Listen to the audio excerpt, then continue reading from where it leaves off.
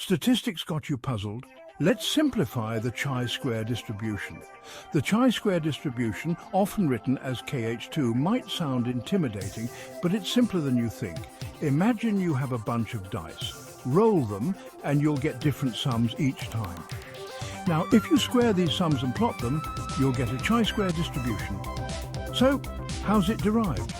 It's based on the sum of the squares of independent standard normal variables. Basically, take several normal distributions, square them, and add them up. Key properties: it's non-negative and skewed to the right. With fewer degrees of freedom, it's more skewed, more degrees of freedom. It starts to look like a normal distribution. Degrees of freedom? Think of it as the number of values that can vary. In our dice example, if you roll 5 dice, you have 5 degrees of freedom.